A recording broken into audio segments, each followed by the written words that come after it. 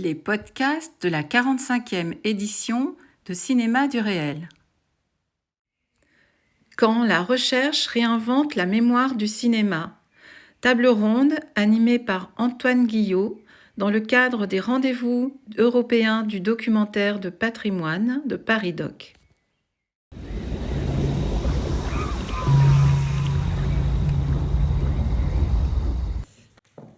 Juste un petit mot, d'abord pour vous souhaiter la bienvenue à tous qui avaient accepté de participer à cette discussion aujourd'hui, et aussi à vous qui êtes dans la salle.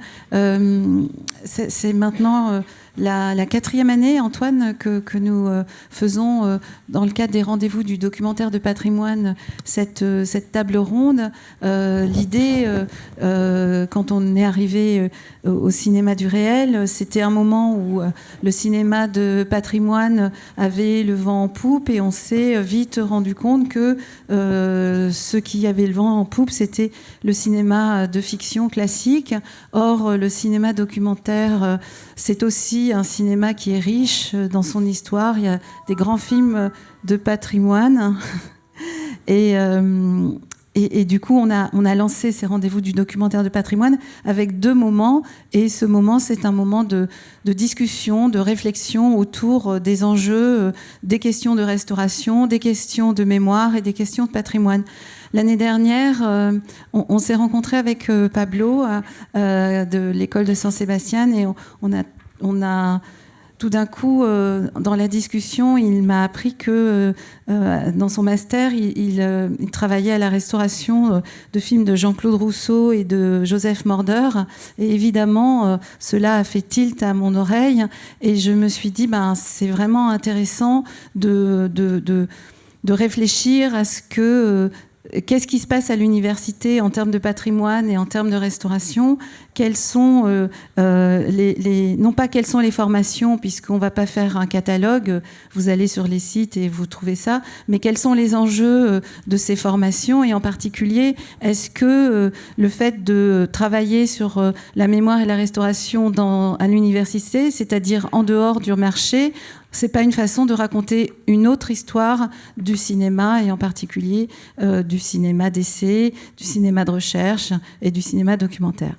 Je vais laisser Antoine Guillo, qui est notre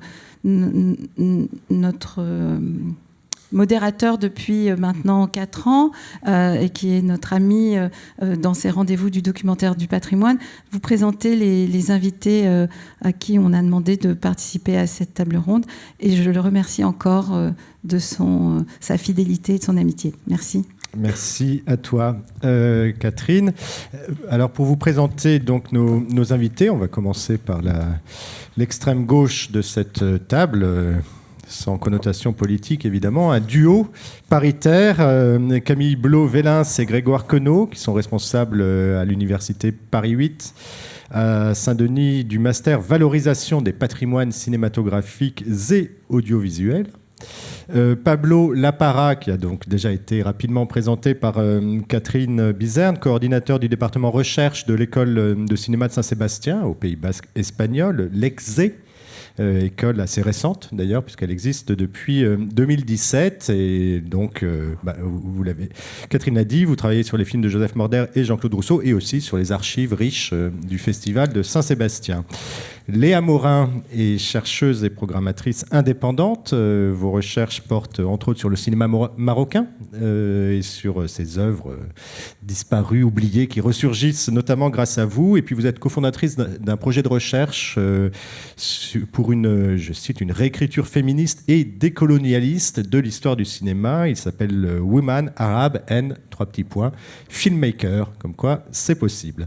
Floris Paalman, vous nous venez d'Amsterdam aux Pays-Bas. Vous êtes directeur du Master Préservation and Présentation of the Moving Image. Vous travaillez donc naturellement avec la Cinémathèque Amsterdam, le Eye Museum. Et enfin, Markus Ruff, vous êtes responsable de la section archives à l'Arsenal, près de la Potsdamer-Platz, l'Institut d'art cinématographique et vidéo de Berlin en Allemagne. Alors vous êtes chacun, pour la plupart, venus avec des images pour nous montrer votre travail de restauration, et c'est bien le moins dans un festival de cinéma. Mais avant de voir vos images, on va peut-être faire un premier tour de table pour commencer, pour nous expliquer un peu comment vous choisissez, puisqu'il est question de réécrire peut-être une autre histoire du cinéma, comment vous choisissez les cinéastes, les cinématographies sur lesquelles vous choisissez de travailler, et sur lesquelles vous faites travailler vos étudiants, et puis peut-être aussi, est-ce que les étudiantes elles-mêmes sont associées à ces choix de cinéastes. Alors on va commencer par vous, les Parisiens. Grégoire Quenault. Alors, il se trouve que, justement, on est peut-être une petite différence à Paris 8 avec nos collègues, je ne sais pas, on les entendra. Mais nous, on ne travaille pas sur des cinématographies particulières et on ne travaille pas nécessairement avec les étudiants sur des questions pratiques très concrètes de restauration de films. C'est-à-dire qu'en fait, à Paris 8, les étudiants ne sont pas destinés à devenir nécessairement des restaurateurs. Ce sont tous les domaines du patrimoine qui sont envisagés, depuis l'archivistique, les questions de conservation, les questions de restauration, mais également les questions de valorisation de ce patrimoine, une fois restauré, etc. Et donc les intervenants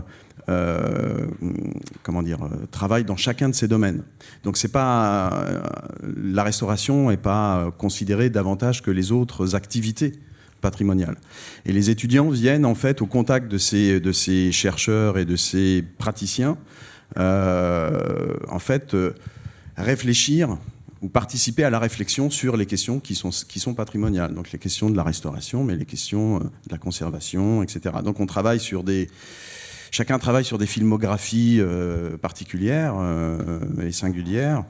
Et peut-être que je peux te donner la parole. On s'est engagé à partager le temps de parole. Oui, en fait, on ne travaille pas que sur des filmographies. C'est-à-dire qu'il y a beaucoup de questions qui sont soulevées dans le cadre du parcours valorisation, parce qu'on a un parcours à l'intérieur du Master Cinéma. Ça, c'est aussi quelque chose d'important.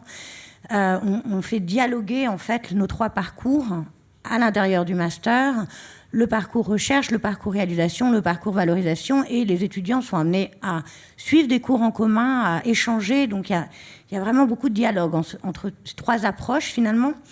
Et c'est pas forcément filmographique, c'est-à-dire qu'on peut avoir, c'est les étudiants qui viennent avec leur projet en fait, qui viennent avec une envie, avec une question.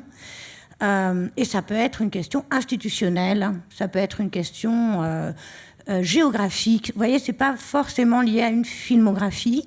Et comme le disait Grégoire, on a finalement peu de mémoire, de travaux de recherche, puisque c'est un travail de recherche qui se fait sur 2 ans, vraiment très axé restauration. On a souvent des questions plus... comment sensibiliser les jeunes au cinéma de patrimoine, la question de la collecte des films dans telle cinémathèque, l'état du patrimoine dans tel pays, et parfois on a des mémoires restauration. Donc mais ce sont les étudiants en fait qui viennent avec leur projet, qui viennent avec leur envie, et c'est comme ça qu'ils sont choisis. En fait, ils sont sélectionnés sur la base de leur envie, leur intérêt et le sérieux finalement de leur intérêt. Voilà. Merci beaucoup. Pablo La Parra, même question. Merci. Je vais parler en anglais. So in our case, as Antoine said before, our school, it's a really young institution. We are now in our 5th year of activities. And I would say that our archive work is part of a larger philosophy which defines the school as a whole. We call Elias Kerjeta Sin Escola, which is the full name of the school of the 3 tenses of cinema.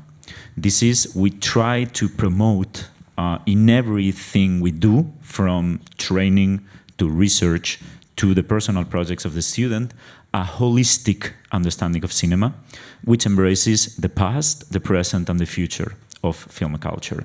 So we offer 3 master programs which correspond to each of these 3 tenses. We have a program in film archives and preservation, which we could say pays attention to the past of cinema. We have a program in film programming, film curating. This is taking care of the present of cinema, of the works that already exist, the circulation, the distribution, the exhibition. And we have a master in filmmaking. This is the images of the future, the images that are to be created. So when we do archive work, we try to be as honest to this holistic philosophy as we can. So we try to promote either as research projects organized with other cinematheques, universities, institutions, or in the case of the final projects conceived and developed by the students, we try to promote and encourage a kind of approaching archive work in connection with these other domains. So for us, it's not enough, let's say in simple terms, to restore a film. We need to think how to distribute this film in the present. We need to think how we do present this film in the present. So we try to promote this kind of interaction and holistic conception of cinema. And in general terms, as my colleague said before, we are not focusing in a very particular aspect of film culture. We try to encourage projects as wide as possible, but I would say that there is like a red thread that connects all the things we do, and it's an attempt to expand our traditional understandings of the history of cinema. So trying to pay attention to expressions and forms of film culture that have remained in the margins of dominant histories. Merci beaucoup. C'est un peu votre politique aussi, Léa Morin, même si vous, donc, c'est un cas particulier, parce que vous ne travaillez pas au sein d'une institution, vous êtes itinérante, j'imagine. Vous allez nous raconter comment vous faites avec vos projets. Oui, donc moi en effet je suis chercheuse indépendante, mais je suis engagée dans différents projets à la fois de recherche, mais aussi de préservation, de programmation, parfois des projets de restauration. Donc je suis aussi un peu à l'intersection de ce que vient de décrire finalement Pablo dans cette idée de cette école qui vient réunir peut-être par nécessité aussi toutes ces différentes disciplines, exploser peut-être un petit peu aussi les frontières qu'il peut y avoir entre un projet de préservation, de restauration et un projet de programmation. Sur les cinématographies sur lesquelles je travaille, je vais m'intéresser particulièrement, disons, aux cinémas qui ont lutté pour exister, qui se sont construits en dehors des formes et des récits dominants, donc que ce soit des questions de genre, de géographie, de forme même, et parce que c'est un cinéma pour lequel aussi il est nécessaire maintenant de lutter pour sa préservation. Donc c'est un peu s'inscrire aussi dans le prolongement de la lutte de ces cinémas, que ce soit des cinémas militants ou en contexte de lutte décoloniale, etc. Et voilà, donc mon travail prend différentes formes, je l'ai dit tout à l'heure, aussi l'édition. Tout à l'heure, vous me présentiez avec un projet qui est en fait un projet éditorial, parce que finalement, quand on travaille sur les films, parfois il faut aussi refaire ressurgir des textes qui ont été écrits à l'époque où ces films sont sortis, pour, voilà, dans cette idée un petit peu d'un tout comme ça. Donc la question qui traverse vraiment mon travail en général, c'est comment penser l'écriture ou les écritures des histoires du cinéma, comment peut-être mettre en crise aussi un peu les écritures habituelle des histoires du cinéma, en prenant en compte en fait que l'histoire du cinéma est faite aussi de trous, d'absences, d'oubli, que c'est une histoire mouvante qui est encore sans arrêt à repenser. Donc c'est un peu ce qui vient diriger un peu mes différents projets. Et je travaille au sein de différents collectifs, notamment les archives Poinani à Rabat, et j'ai rejoint aussi le département recherche de l'école de San Sébastian. Donc c'est quelque chose dont je pourrais parler aussi peut-être à un moment, parce que je pense qu'à un moment, voilà, mon travail rejoint totalement aussi la philosophie de cette école, et ça permet de travailler avec des étudiants, parce que la question qui se pose une fois que j'ai posé la question de cette idée de repenser, réécrire l'histoire du cinéma et faire ressurgir des films, c'est comment le faire, avec quel allié, quelles peuvent être les institutions ou autres alternatives pour monter ces projets, pour faire exister ces projets de restauration. Voilà. Merci pour cette première présentation. Floris Paalman, même question. Comment sont choisis ces films? Quelle est votre politique de restauration et aussi de programmation, de diffusion? Yes, so I will answer in English. Our master program, Preservation and Presentation of the Moving Image, combines both the preservation and presentation.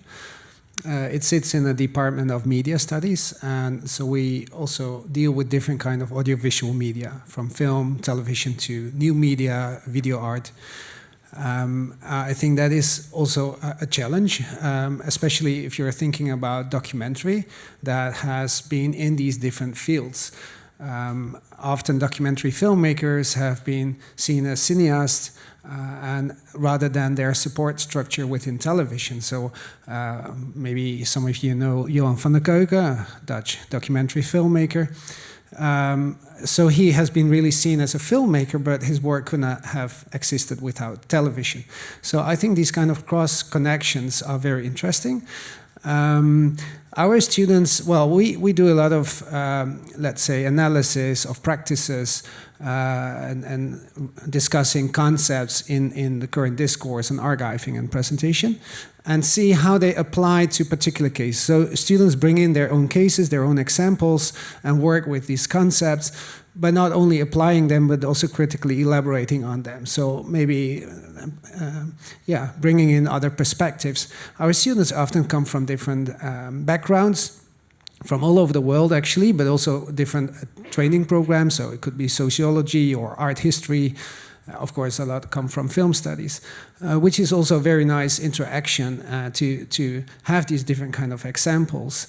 One thing I should say as well is that we collaborate with our archival studies program, which is more like general archiving, and we have shared courses also, for example, on archival theory, which we started 3 years ago. Our program now exists for 20 years, and this collaboration we started 3 years ago.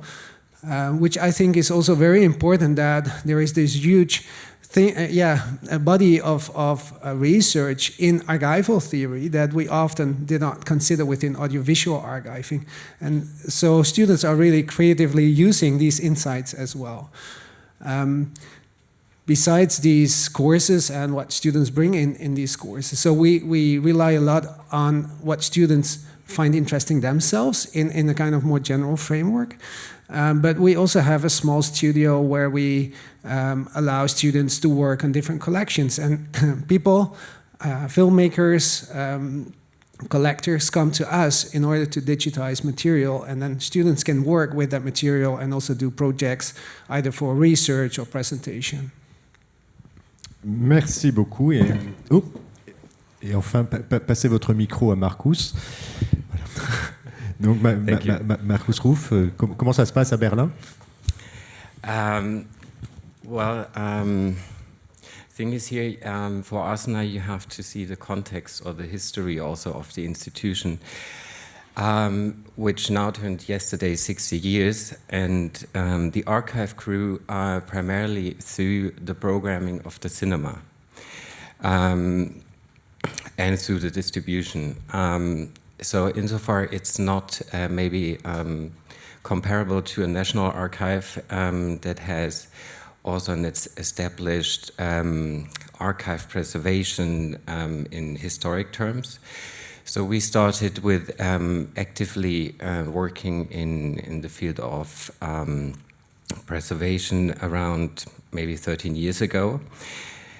And the point was that because the archive grew alongside the programming and through the involvement of many curators, that this archive, we considered an archive that needs the participation of other people to come to see what's there, and also to think of how you can present and contextualize these films in the present. So basically, our archive work always involves people, researchers, academics, artists from the outside, researching in the archive, and from there we start a project. We never, really seldomly, we engage in digitizations just out of nothing. There's always a need why a certain film has to be restored. Also different, or let's say when we do have two collaborations with universities, basically in Germany, one in Frankfurt, and one in Potsdam. And this is the first year now that we also get two students from, the one from INA in Paris and the other one from University for an internship at the archive. Merci beaucoup. On va peut-être déjà avoir un premier exemple de travail. On va commencer par vous, Pablo La Parra.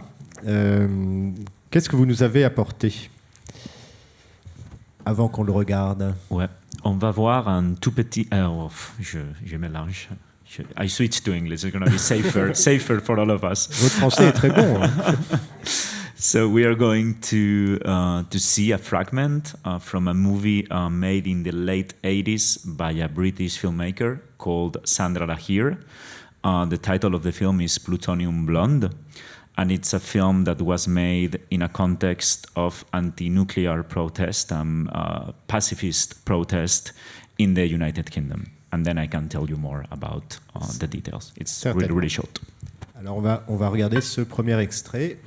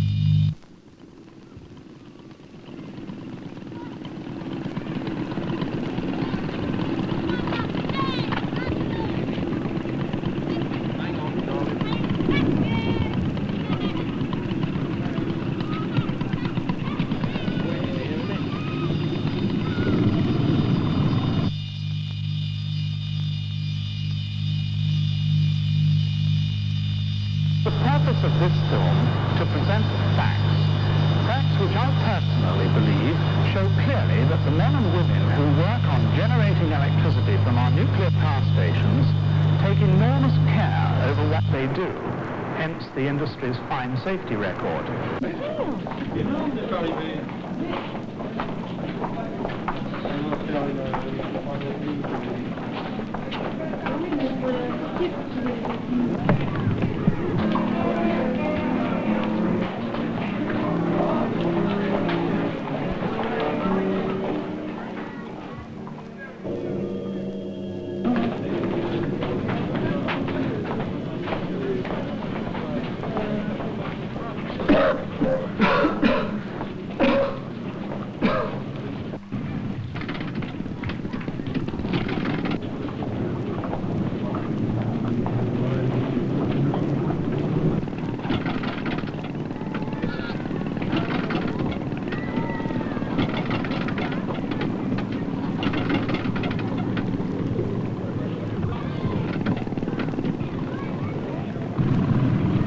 A reactor could never blow up like an atom bomb.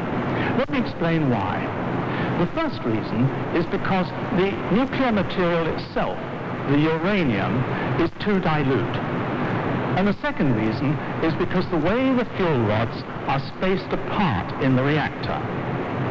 It is physically impossible for an atomic explosion to take place. Furthermore, it's possible to control a nuclear reactor very precisely.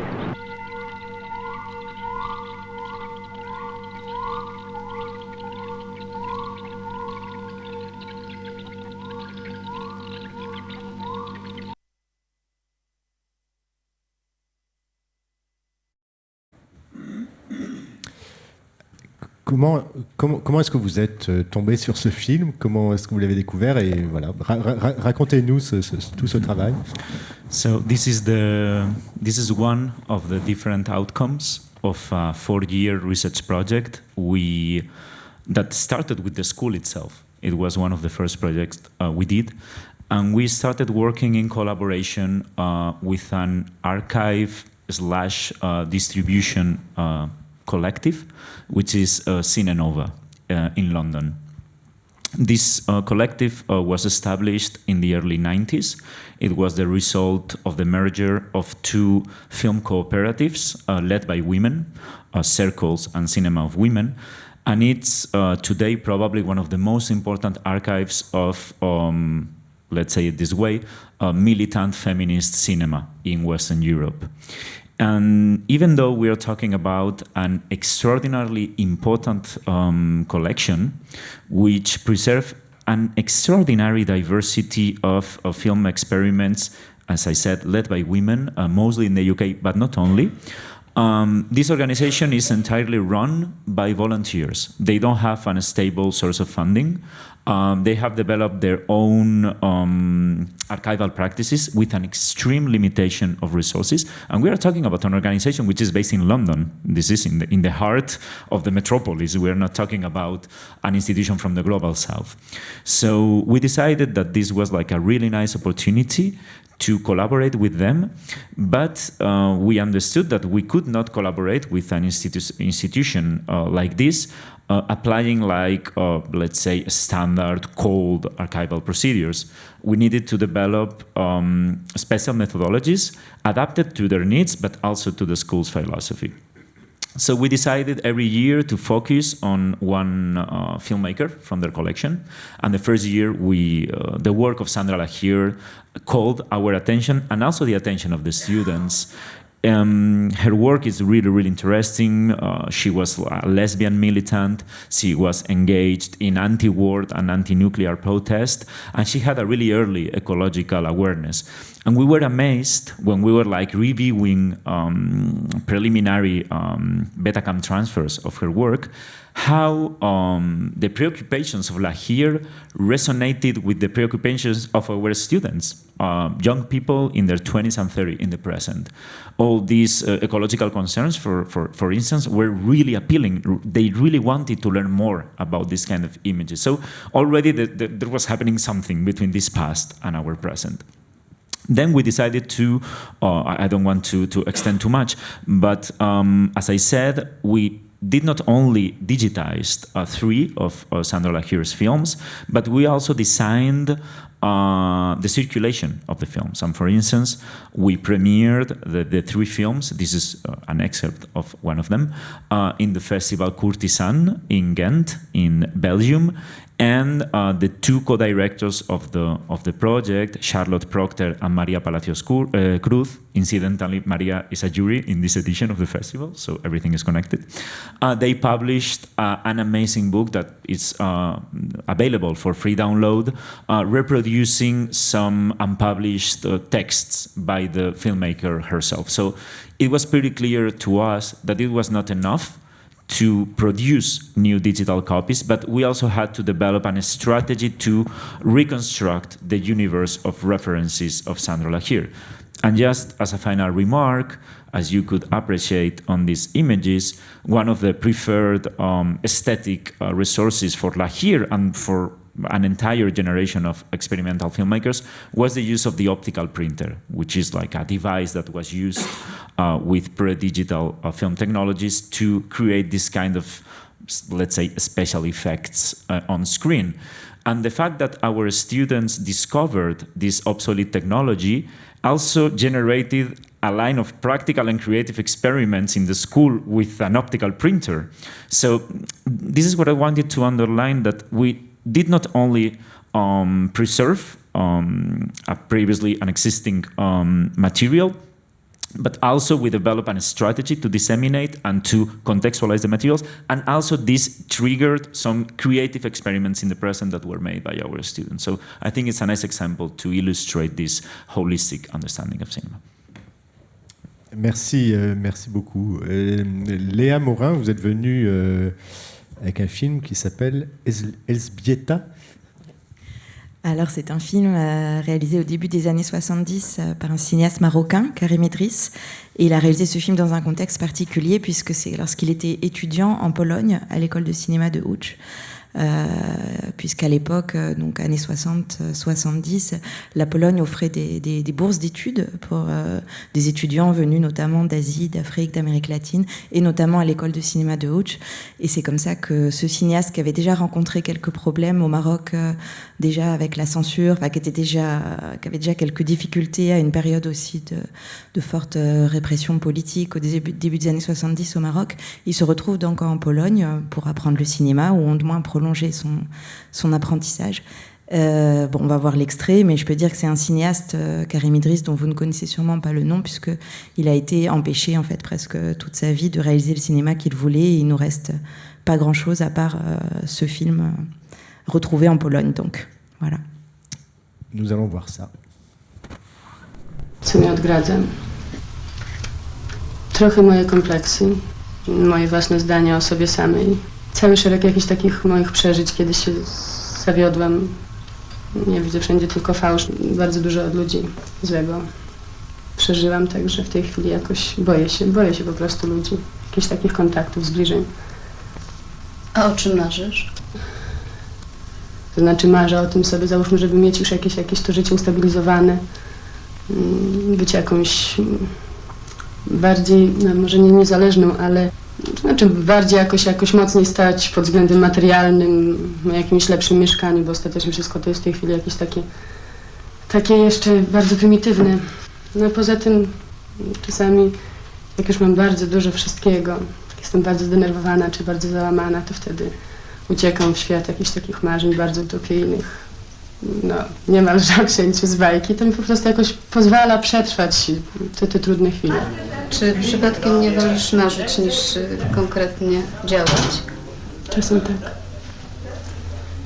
Czasem tak, bo to działanie konkretnie mi się nie zawsze udaje. Po prostu jest za dużo tych jakichś upadków, takich przeszkód, jakichś nie do pokonania, przynajmniej dla mnie. No, może dlatego, że ja już w ogóle jestem jakaś taka bardzo załamana. Bo ostatecznie te moje problemy trwają już 6 lat, więc przez ten czas to już naprawdę braknie czasem sił. Co chciałabyś zmienić w swoim dotychczasowym życiu? Siebie.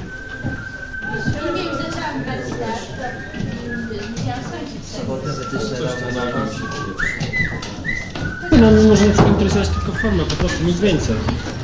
To pani ma na przykład wysadzić takie kościste biodro, ja akurat to zauważę. I do tego podporządkuję resztę. Powiedzmy, skupię się na jakimś jednym ważnym fragmencie w tym całym akcie. No tak, ale... Kogoś innego, co innego może kogoś tam zainteresować. A no, po prostu mimo wszystko nie jest konkretnie ta modelka. Tylko żeby to było w miarę proporcjonalne.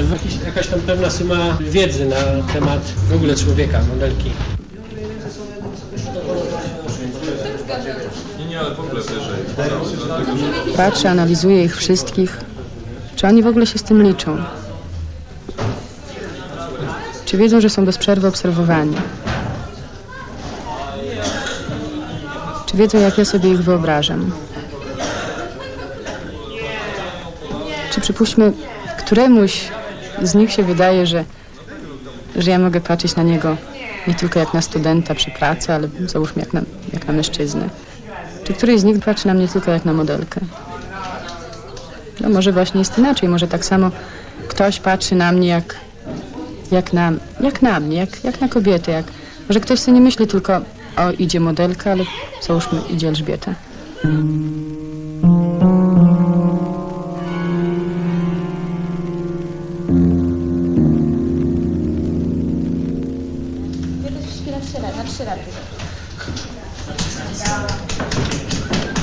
Wojtek, weź się do roboty, a nie. Jak oni żyją? Oni wychodzą i przynajmniej mi się wydaje, że na każdego coś czeka. Mają jakichś swoich przyjaciół, swoje domy inne. Zresztą nie wiem, może ktoś z nich jest tak samo samotny jak ja. W końcu patrzymy na siebie, a wcale się nie znamy. Który opowiadasz? Tak, lubię, że nocy.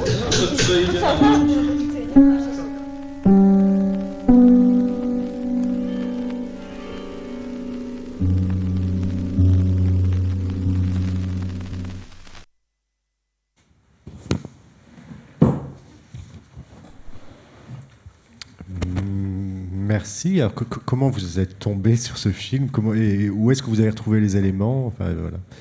Il est encore vivant, ce cinéaste? Non, il est décédé il y a une dizaine d'années à peu près. Alors j'aurais beaucoup de choses à dire, mais je vais essayer quand même de rester dans le sujet de la rencontre, parce que ce que je veux dire, c'est que ce projet, cette histoire, ce récit en fait des cinéastes marocains qui sont allés étudier en Pologne, c'est quelque chose qui a fait l'objet d'un long projet de recherche avec Marie-Pierre Boutier d'ailleurs, qui est là aussi dans le cadre de ses recherches universitaires, donc on a beaucoup collaboré ensemble.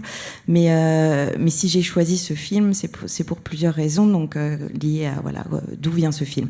Alors le film était, on l'a retrouvé à l'endroit où il devait être, c'est-à-dire dans les archives de l'école de cinéma de Łódź. Mais ce qui est intéressant dans cette histoire justement des écritures, des histoires du cinéma et des manières de faire aussi un pas de côté via la recherche, c'est que finalement il y a un travail évidemment qui a été mené au sein de l'école pour mettre en avant le patrimoine cinématographique des cinéastes qui sont passés par l'école, mais du point de vue de la Pologne, évidemment, ils vont s'intéresser particulièrement au début à tous ces grands cinéastes polonais qui ont étudié à l'école. Donc c'est pas un des films qui était monté dans les premiers corpus de numérisation, etc. Si on se passe du point de vue du Maroc, c'est la même chose. Il y a déjà un long travail à faire aussi de restauration des films marocains tournés au Maroc. Donc ce film était finalement entre deux, entre Maroc et Pologne. Et comme les institutions en charge du patrimoine cinématographique, les cinémathèques et autres archives répondent quand même aussi à des exigences, à des impératifs de mettre en avant leur cinématographie nationale. Tous ces récits en fait de films, et il y en a beaucoup, surtout à cette période, qui s'inscrivent plutôt dans des histoires transnationales, qui s'inscrivent notamment aussi dans des mouvements liés à des histoires politiques, que ce soit le non-alignement, les solidarités internationales, avec, je sais pas, les films algériens qui a été développés en Yougoslavie, avec ces histoires aussi, un chercheur, Mohamed Yacoubi, qui travaille sur des films palestiniens qu'il a retrouvés au Japon. Donc toutes ces histoires, un peu des récits transnationaux, on était vraiment justement dans une sorte de trou, un endroit où ces films-là ne réémergeaient pas. Donc retrouver ces films et faire revivre ce corpus permet aussi de faire réactiver ces récits-là, ces récits de solidarité transnationale dans les histoires du cinéma. Et il y avait un autre, point d'entrée pour moi, pour ce film en particulier, ou pour ce cinéaste en particulier. C'est comme je disais en introduction, c'est un cinéaste qui, pour des raisons politiques notamment, et plein de raisons aussi, peut-être plus structurelles, n'a pas pu, dans son pays, donc au Maroc, réaliser le cinéma qu'il aurait voulu. Alors que, vous avez vu quand même la puissance des quelques minutes qu'on vient de voir. Donc, on se dit qu'il y a quand même un cinéaste qui avait l'envie et qui aurait pu développer un cinéma. Donc, il y a cette question aussi de penser l'écriture, enfin l'histoire du cinéma en négatif à travers cet exemple de ce cinéaste c'est ce qu'il nous reste finalement de lui, de son cinéma.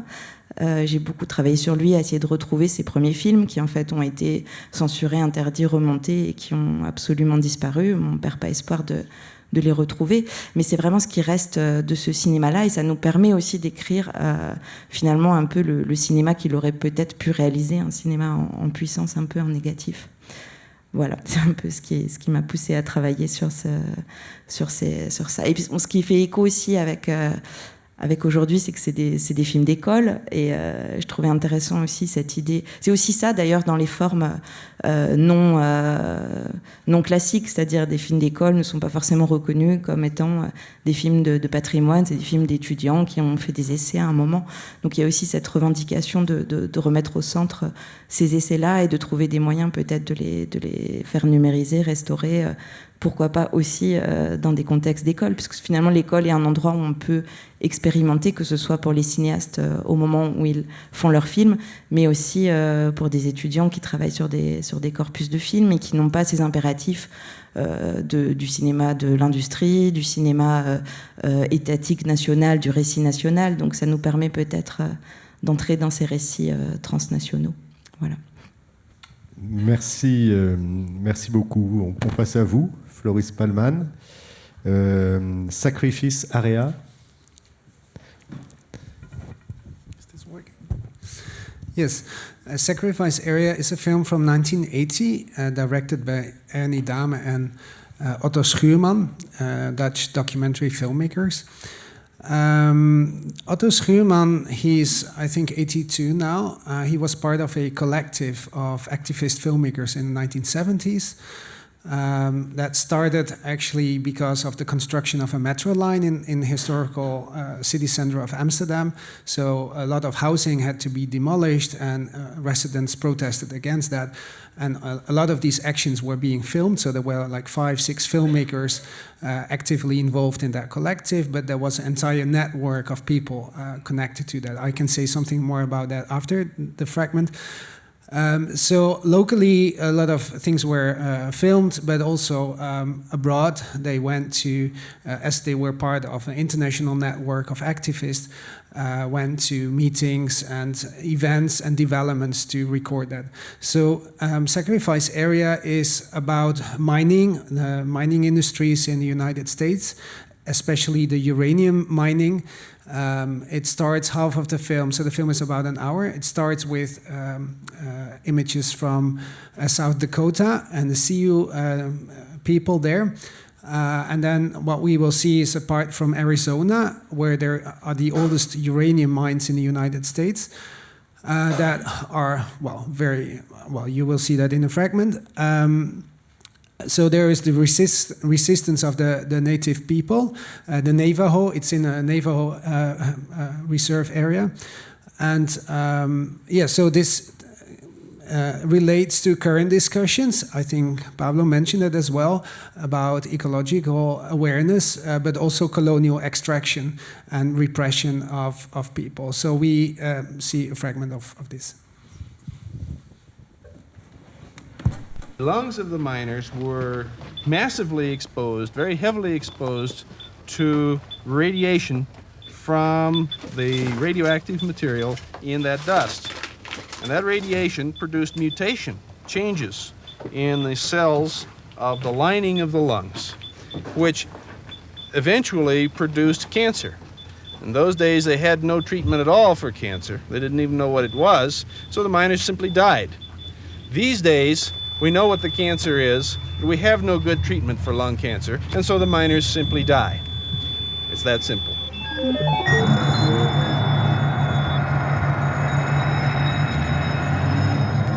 Was it really here? It didn't used to be here, that's for sure.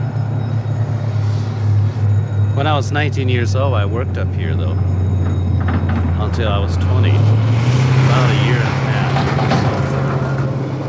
I'm Simon Ortiz, and I come from Acoma, which is, if you point, I guess, in that direction, right across the mill there, is where Acoma is, Ago.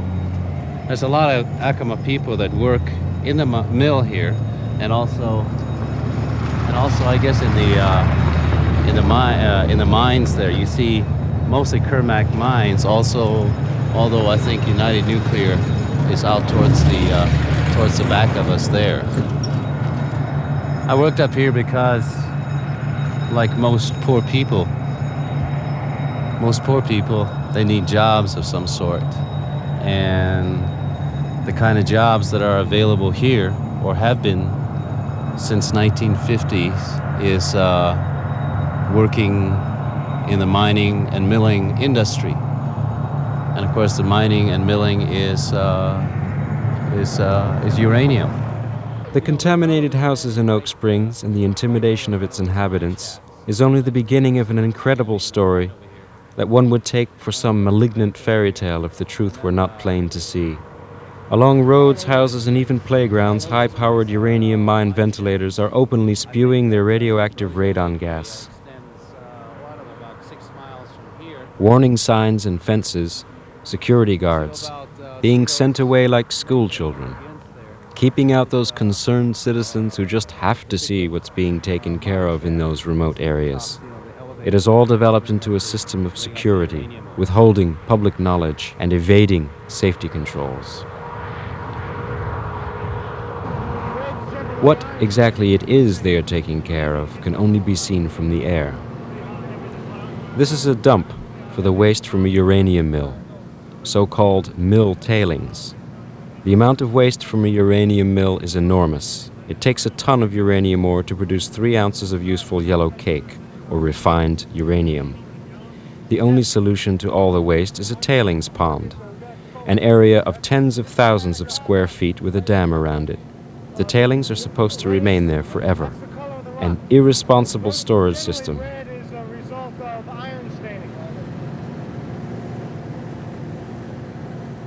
That hill right there is called Haystack Mountain, and that's where uranium was first found in the San Juan Basin. If we could head out towards the room, a little north of the straight end, there's a little dip in the valley. An irresponsible storage system. Witness Church Rock in 1979. On July 16th, 1979, the United Nuclear Facility in Church Rock, New Mexico, a uranium mill. The tailings pond at the uranium mill, in other words, where the uranium ore or the wastes were fermenting to get rid of some of the toxic byproducts from the mill, this dam broke, and it was the biggest nuclear accident in the history of the United States. 100 million gallons of radioactive uranium mill tailings water went down a dry creek bed, the Rio Puerco, into Navajo communities, went to Arizona and Southern California. And as a direct result of that, the people there could not eat their food, could not drink their water, and the people were contaminated with radiation.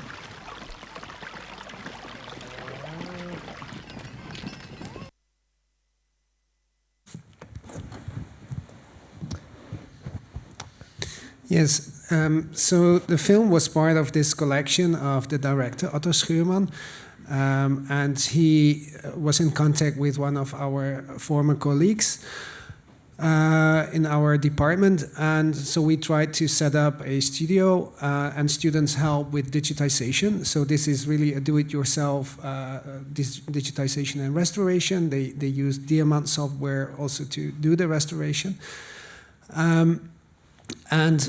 I think this is an example of material that material that is being brought to us.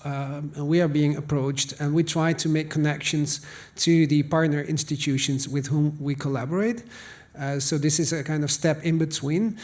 But in order to see what is actually the relevance of these collections, we do with the students, or the students do pretty much things themselves together with these people in the studio that support them, to make to have access at least to the material. So it's a kind of, in a way, it's a kind of guerrilla archiving and restoration. It's a kind of imperfect archiving. Rather than a high-end archiving that, of course, this is also what we deal with in our courses with, for example, the iFilm Museum, where they do a lot of fantastic work with all kinds of restorations. But especially for those many materials that are still out there, especially in the alternative circuits that were not part of theatrical releases or television, although this is more, let's say, a kind of established film within that collection.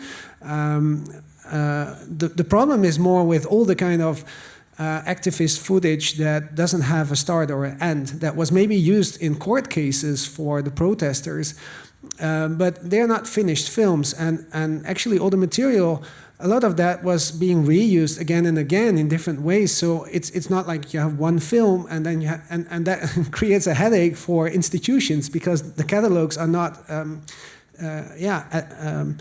arranged in that way that this can be recorded as such.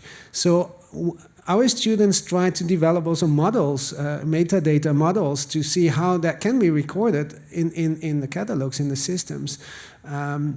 So we, in conversation with our partner institutions, we try to see how such collections can still go into these established collections.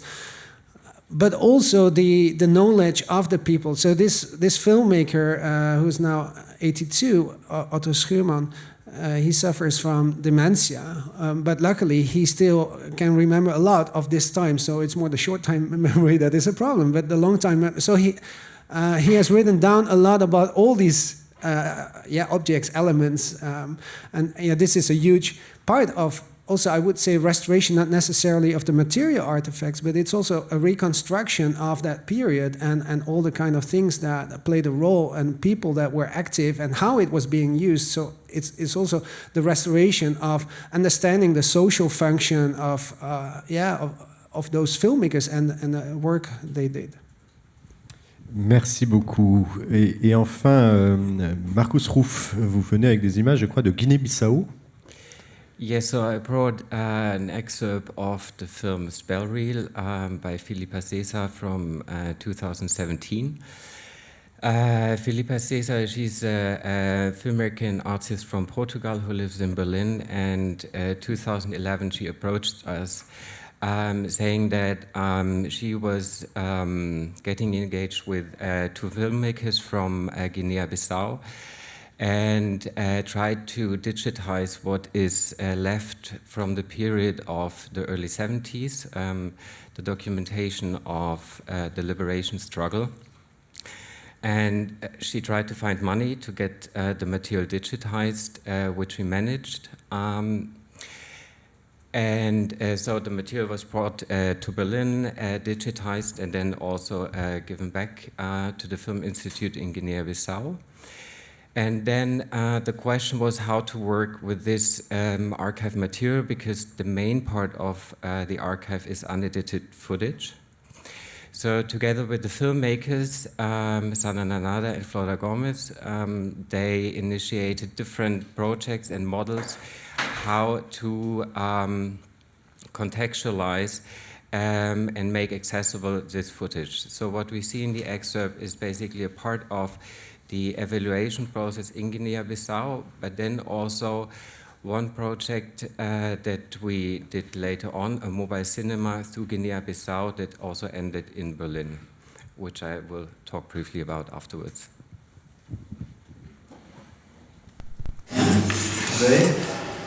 Ou não identificado? Não identificado. Não identificado. Lixo.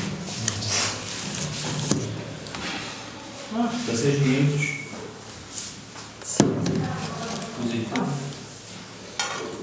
Sonoro.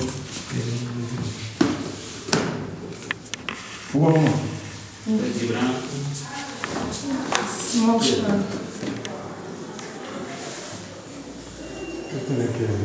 Eu gostaria. Aqui está. Mostra a palavra, onde escrever.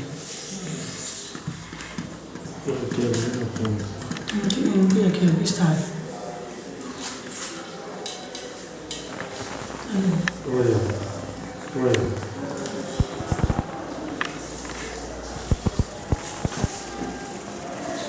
Aeroporto de Bissau son de cilindro. Son ambiente.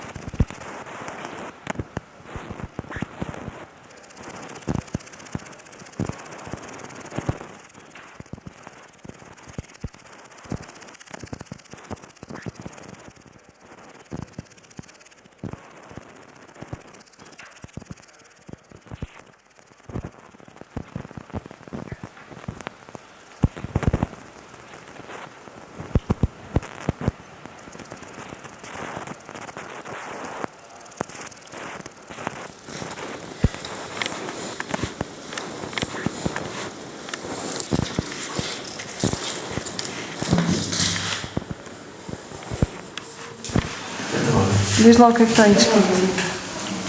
Estuvimos em Berlim.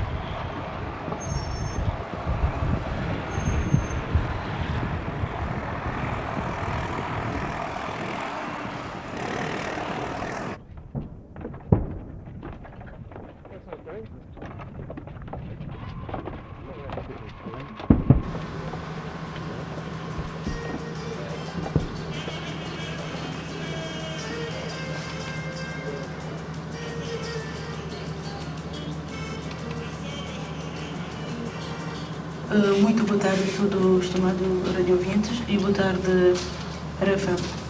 Muito obrigado pela oportunidade. Falando de nossa estadia no setor de Cuba, e tem a ver com no programa de que não de linha vai algumas regiões não com seu trabalho no dia 17, de que não com sal na Mores, depois de Mores não vai ter farinha, depois não vai para Cachau, depois de Cachau não vai para Fatã, não vai setor de boia, concretamente na pele, não vai ter Lugajol, de que proclamado independência. Esse arquivo e tem a ver com luta de libertação. Nós sabemos como durante o período de luta de libertação, Amílcar Cabral e mandava 4 jovens guineenses para Cuba para estudar cinema. E então, naquilo, 4 jovens estava Flora Gomes, que é cineasta, que não tem um dos maiores cineastas que não tem, Flora Gomes e Sana Nahada.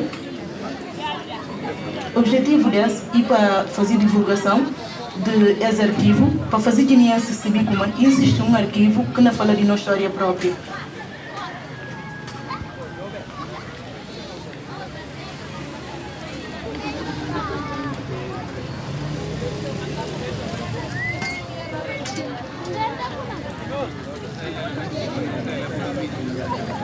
O que é que você está na espera da demonstração do filme hoje?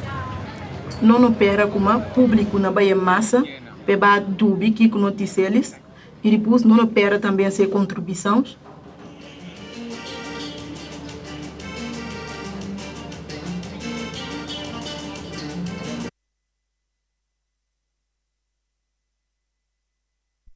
It's a bit hard to choose an excerpt from that film because it's far richer than what we could see here. So at the very end, there was one shot outside in the night, and this is one of the screenings. So either Sana Nanada or Flora Gomez, they were part of the screening. And so they projected the images and were commenting about them when those images were shot. So maybe this information was lacking, that Sana and Flora, these are the filmmakers from who shot these images in the 70s. And so at these common screenings, they commented on the images, and then also the audience gave a response to what they see about a history that wasn't accessible until then, and at least not in images. And so how the main question this film raises is how to make this material accessible again, how to work with it, what this history, the importance of this history that is documented in that footage for the nowadays situation in Guinea-Bissau. So in that sense, I see it as an example also for an archive practice, because it's not a film that you can simply project in a cinema and contextualize. It needs so much work. I mean, digitization is a puzzle of many, many aspects that are important when you think of how to present, how to make this footage accessible. So the mobile cinema in Guinea-Bissau was the one thing, and then it ended because the project money came from Germany, so of course you have to do something in Germany. So they did, within the festival, a screening, open air screening, which was also involving refugees at the time that were camping in Kreuzberg. So close to that place, they had an open air screening. And on the way there, they had a walk from Potsdamer Platz, where Arsenal Cinema is, to that screening about someone commenting on the colonial past and involvement of Germany in, let's say, for instance, the Congo Conference. It didn't end there, it kept on, so this film is one of the come-outs also of this project, which maybe you could have seen also, this working with these layers, like documenting the process, but then also putting the archive images on top, raises several questions about the temporality of the footage. And then later on, they were also founding a Mediateca on shore, it's called, in Guinea-Bissau, a place where this footage is accessible to researchers, but much more put in a broader context or an idea that maybe you can trace back to ideas of Amilcar Cabral, the liberation leader, that is involvement education, that is involving agriculture. So film is basically, again, a puzzle of a much bigger context in which they work. So maybe in the sense of this panel, I felt it could be broaden up also the idea of how we work with films, with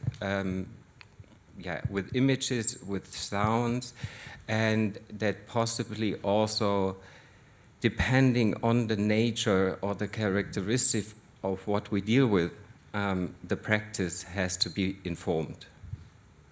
Oui, adapter ces méthodes aussi aux films sur lesquels on travaille, hein, ne pas appliquer un filtre. Alors vous avez vu tous ces films, vous deux de Paris 8. Comment vous réagissez? Est-ce que vous avez vu ce qui a été dit sur ces travaux divers de restauration, mais très transnationaux, je remarque, et très liés aussi pour chacun à des luttes politiques? Oui. Non, ben ça rencontre beaucoup les problématiques qu'on soulève dans le cadre de notre master. Et puisque c'est un master aussi assez particulier, c'est un master en 2 ans, 1 an en France, 1 an à l'étranger. La deuxième année est complètement ouverte. Donc on encourage énormément les étudiants justement à penser à des problématiques qui ne sont pas seulement nationales, à penser à des corpus, à des artistes, des institutions, des questions qui se posent en dehors d'un cadre national. Donc ça, c'est vraiment quelque chose, on encourage beaucoup nos étudiants à réfléchir sur ces questions-là. Mais on voulait aussi peut-être dire qu'on n'a rien amené, nous, pour montrer. Parce qu'en fait, nous sommes des praticiens en dehors de... C'est-à-dire que c'est parce que nous sommes des praticiens aussi que nous animons ce parcours. Donc on n'a rien amené de nos travaux, puisqu'ils sont plutôt... Enfin, ils se font en dehors, finalement, des cours. Et vous pouvez peut-être nous en parler, quand même. Ils alimentent beaucoup, en fait, le contenu des cours. La réflexion... Et alors, personnellement, moi-même, j'ai suivi le master dans lequel j'enseigne aujourd'hui, qui est très ancien, donc, je ne vais pas dire quand, mais il y a de nombreuses années. Et les enseignements, la réflexion qui est développée au sein de ce master a vraiment forgé finalement mon parcours professionnel. Aujourd'hui, je suis un peu comme Léa, c'est-à-dire je suis indépendante, je travaille avec des institutions sur des projets de recherche, je travaille aussi sur des projets de formation, comme c'était Markus, avec la Fédération internationale des archives du film. Donc, mais c'est vraiment les questions, l'approche qui a été créée dans ce master, puisqu'à l'origine du master étaient Guy Fiman et Claudine Ezikman, qui étaient praticiens, qui étaient chercheurs et qui étaient archivistes. Donc on a cette philosophie est très très forte. Et c'est pour ça qu'une grande partie des cours sont vraiment donnés par des praticiens, dont Grégoire d'ailleurs. Je passe le micro. Oui, tu aurais pu dire quelques mots sur ton travail de restauratrice, mais il y a quelque chose qui a été évoqué tout à l'heure, c'est le fait que la restauration, c'est pas un geste isolé, c'est un geste qui est pris dans un spectre de réflexion beaucoup plus large, qui a à voir avec la question patrimoniale du cinéma et de l'audiovisuel, la question de son archivage, de sa conservation, et la restauration arrive, c'est une étape, en fait, c'est un moment dans la revalorisation des objets qui ont pu être produits dans le cadre du cinéma. Ça, c'est un premier point. Et cet ensemble, en fait, vise, et c'est une question qui a émergé tout à l'heure, à réinterroger et réécrire l'histoire en fait, du cinéma. C'est ce qui se passe lorsqu'on travaille ces questions du patrimoine. Et donc, pour parler par exemple de mon activité personnelle, donc je suis chercheur et je dirige actuellement un programme de recherche sur l'histoire de l'art vidéo en Europe, donc émergence de l'art vidéo en Europe entre les années 60 et 80. Et dans ce cadre donc, de réécriture de l'histoire, parce qu'il faut savoir que jusqu'ici, ce travail n'a jamais été fait. Il y a une histoire de l'art vidéo qui est centrée sur la vidéo nord-américaine, mais en Europe, on sait assez peu finalement ce qui s'est passé, comment ça s'est passé, dans quel contexte, dans quelles conditions.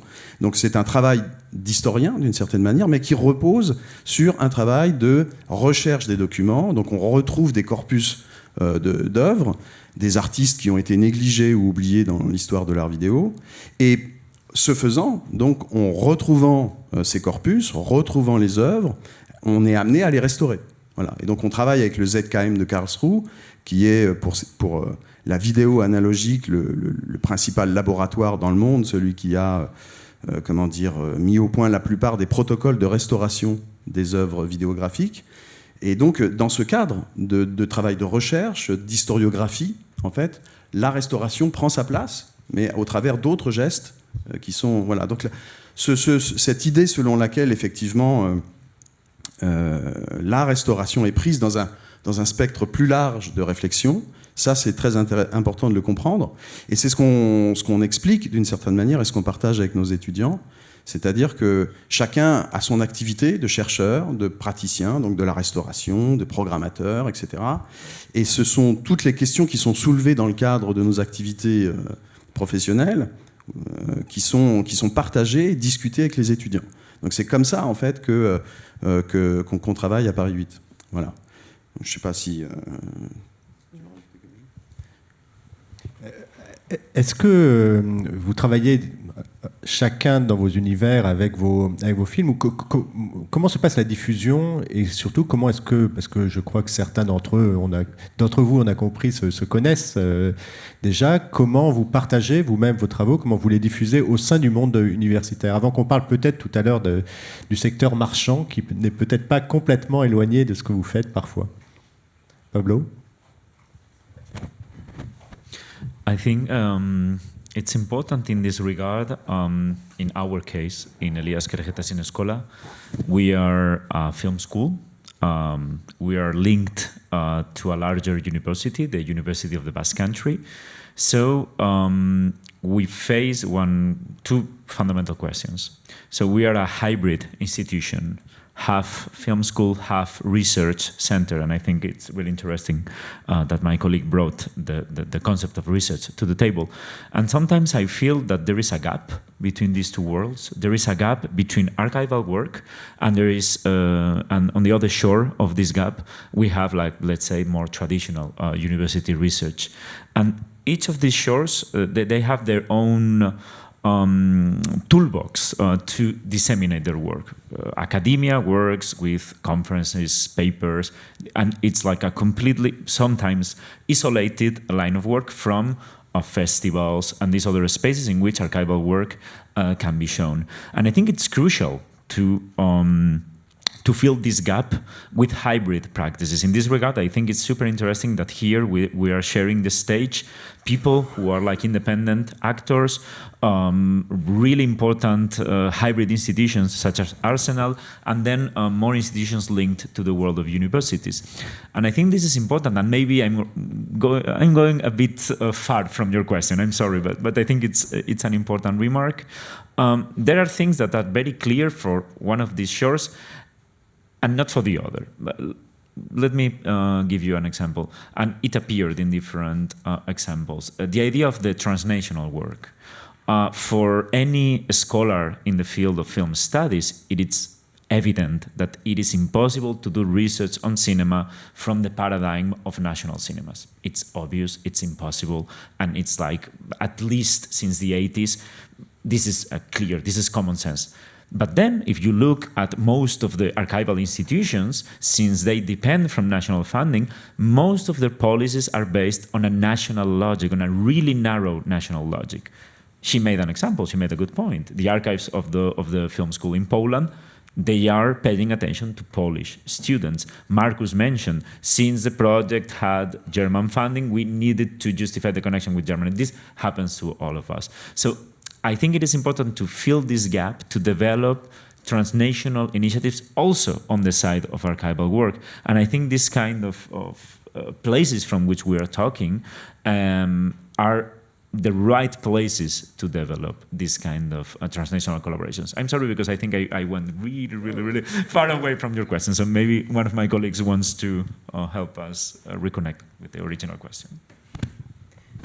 Moi, je ne vais pas aider à reconnecter, mais je vais continuer. Pardon. Non, mais parce que ça va dans la suite, en fait, de ce que vous venez de dire. C'est peut-être aussi pour ce que je trouve assez fascinant, justement, avec l'école à San Sébastian.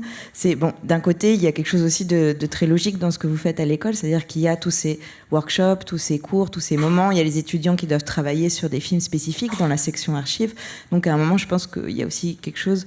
J'imagine que le point de vue a été de se dire, bon, tant qu'à faire, autant qu'ils travaillent et qu'ils viennent faire avancer des travaux de restauration qui ont besoin, ou de numérisation, ou de n'importe quoi, qui ont justement des difficultés peut-être à trouver les financements pour les raisons que tu viens de décrire, peut-être, ou pour d'autres raisons.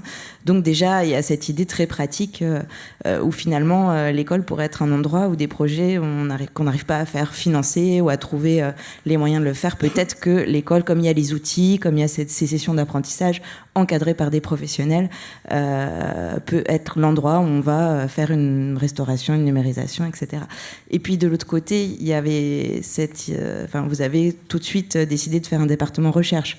Donc dans cette idée qu'il ne s'agit pas non plus de travailler juste sur un film et d'apprendre la restauration numérique d'un film, mais d'inscrire ce film au sein ce travail de recherche au sein d'un travail plus long qui peut prendre 1 an et demi, le temps des études, j'imagine, et pour vraiment inscrire ce qu'on disait tout à l'heure, que la restauration, c'est aussi un travail de reconstruction, de recomposition politique, esthétique d'une période, et donc de lier ces deux aspects, je pense que ça, c'est aussi passionnant pour les étudiants, et c'est important aussi dans cette idée de transmission, de l'importance de tous ces gestes cinématographiques justement un peu négligés, que des personnes qui sont en formation, qui vont être amenées plus tard à travailler peut-être dans des institutions ou à fonder leurs propres projets, puissent être déjà maintenant sensibilisées à cette manière d'approcher le cinéma, les histoires du cinéma. Donc faire avec les étudiants permet aussi ça, parce qu'on a besoin, en fait il y a tellement de projets, moi j'en ai des dizaines qui nécessitent, mais on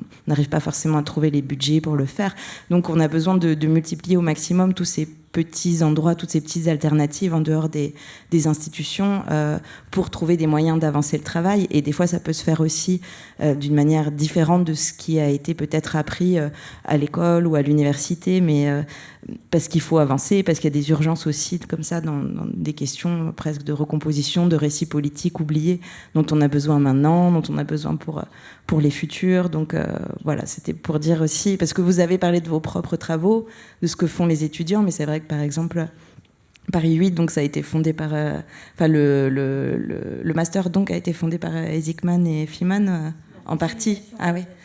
Non, mais c'est très intéressant parce que j'ai aussi travaillé sur un film, des corpus de films liés à Paris 8. Donc il y a aussi toute l'histoire des films qui ont été réalisés à Paris 8.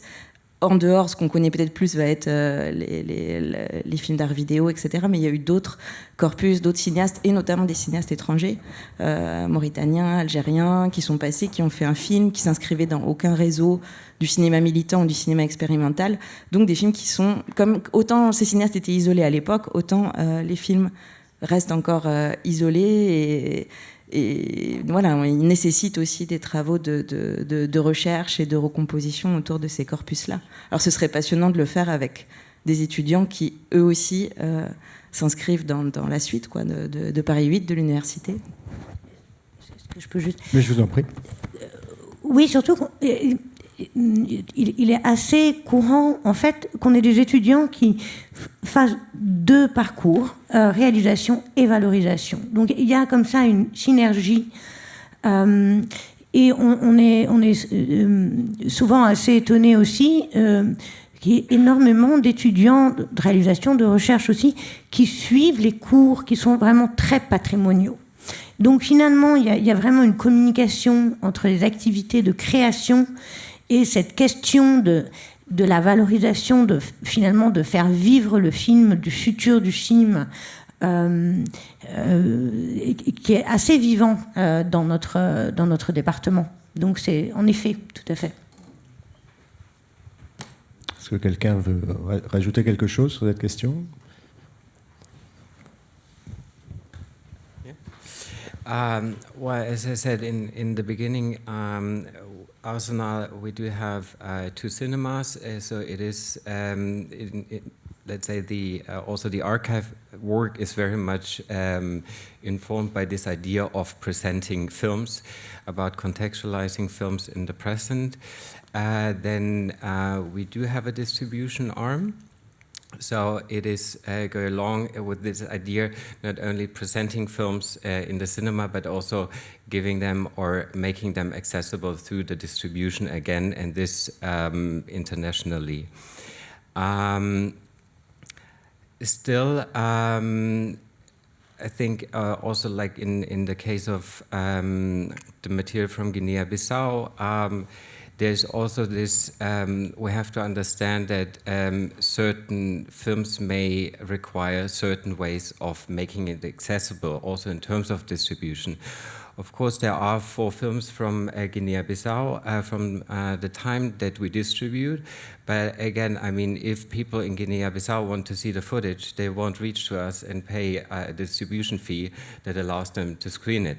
So we have to think of a way, even though getting back to the point of the funding, even though it is funded with, the digitization was funded with German public money, we have to think of, the idea of it is that it is broadly accessible. So we need to find ways how to make it accessible for people in Guinea-Bissau.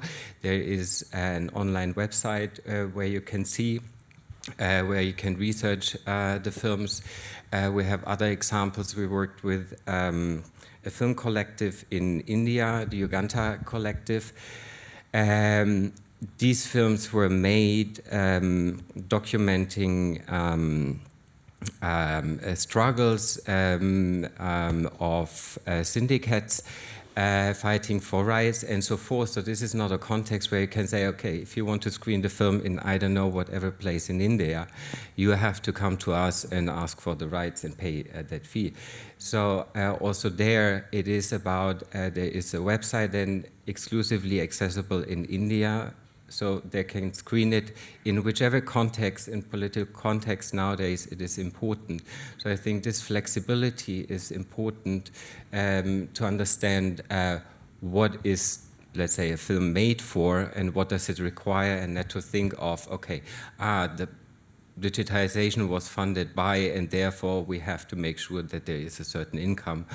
I mean, we are a non-profit institution, and therefore gladly we can think outside of making, just investing into what brings money and have this logic.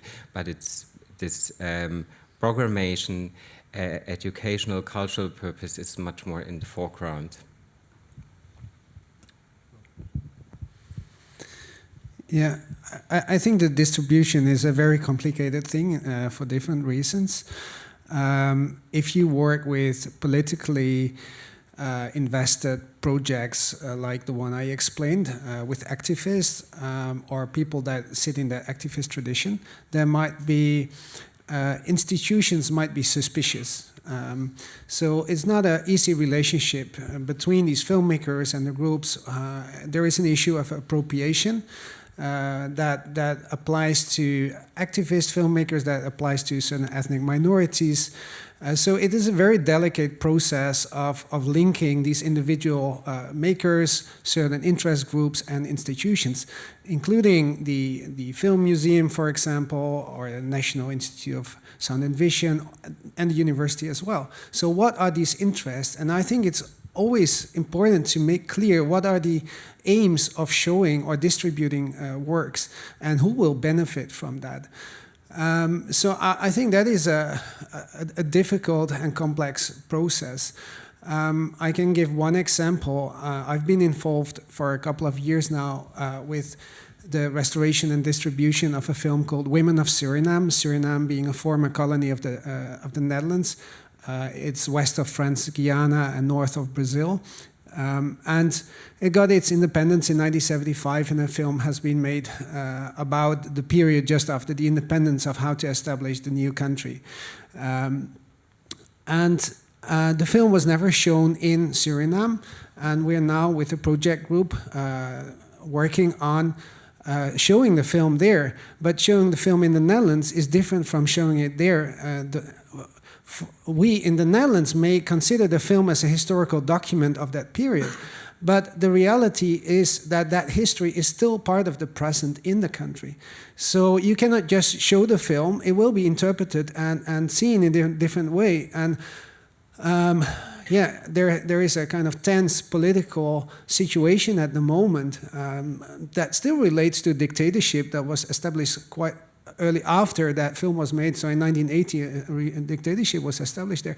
So there are kind of sensitivities in the country that really need research and collaboration and a lot of talking with people there, with the National Archive there, but also different kind of groups that might be interested in the film. So that is already another one thing. And then there is also an issue where you briefly mentioned the copyrights and how that works. Because if you are working with materials that were not like part of mainstream cinema or television, or even in those cases as well, legal issues are everywhere and complicated. But if you are working with established institutions, the legal issues need to be fixed.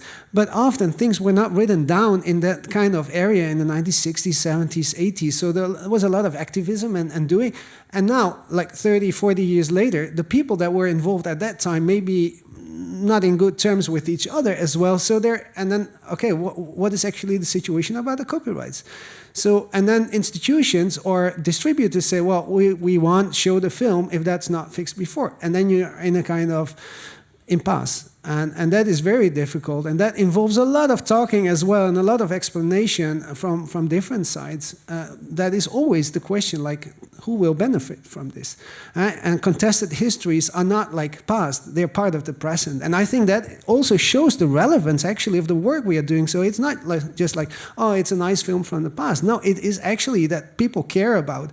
And I'm very much, it's not surprised, but still kind of happy to see how much people care about works that we bring to the fore. And that, so I may think, okay, I'm a scholar, I'm working on this project, and it's interesting for me for film historical reasons or whatever.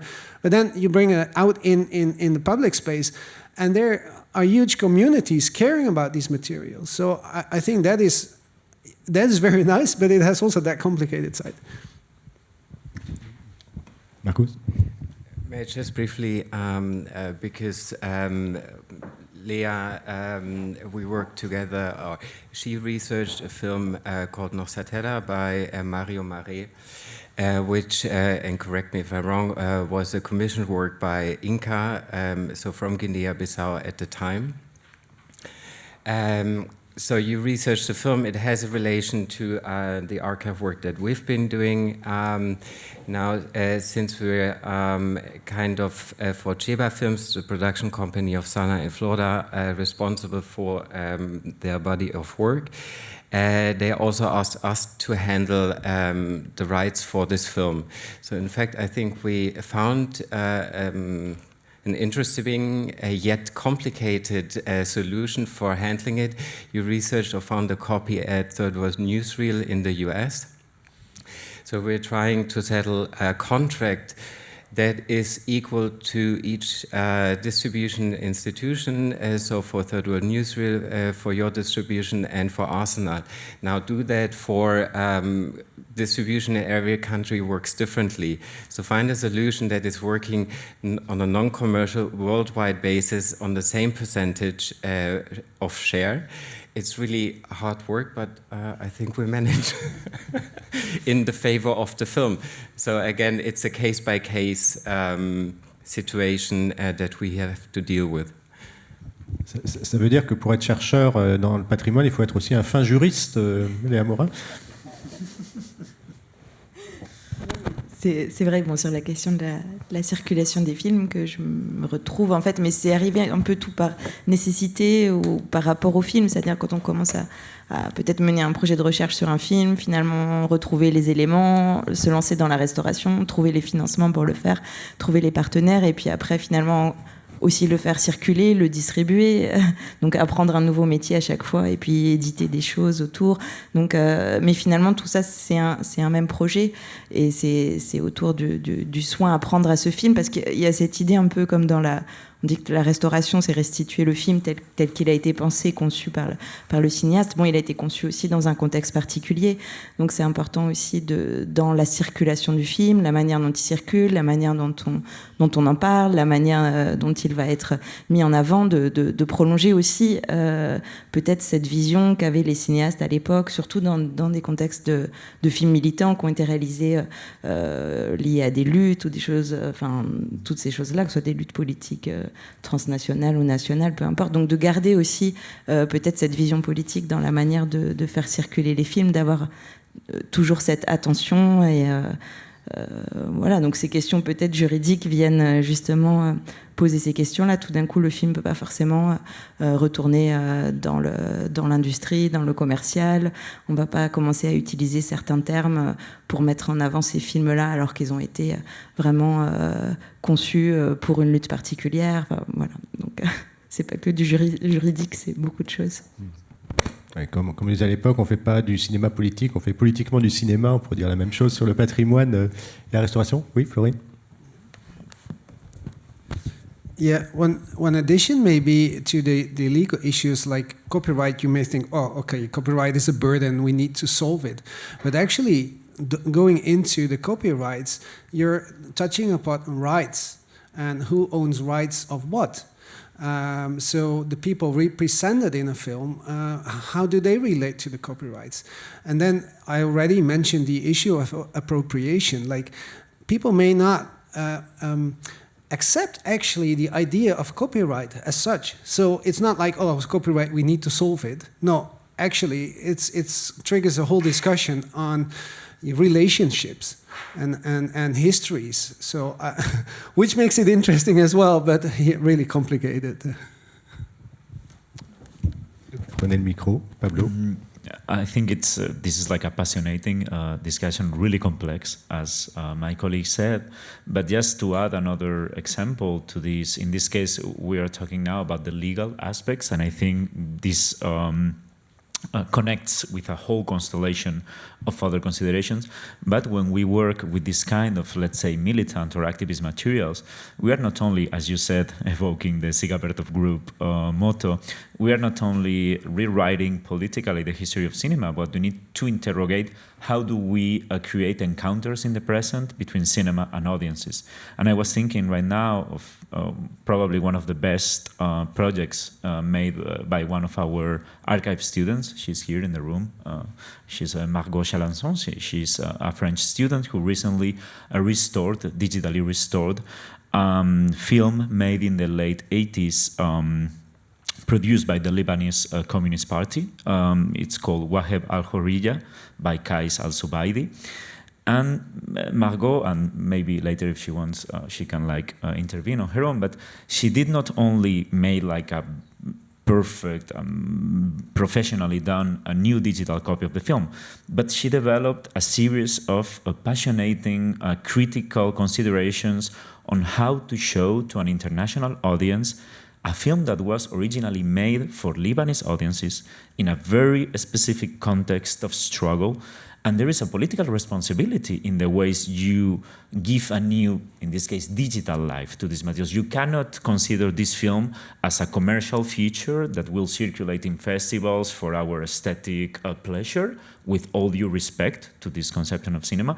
But this particular film object requires a meditation, a critical meditation in the ways it can circulate. You cannot screen this movie here and then go home, because it comes from another constellation of reference, aesthetic expectations, and even political concepts. So we need also, when we do a digital restoration of a film from the past, particularly if we operate in these margins of traditional histories, we also need to reconsider how do we circulate that in the present.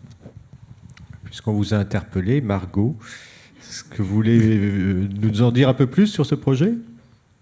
Je ne sais pas s'il y a un micro qui circule dans la salle, sinon je vais...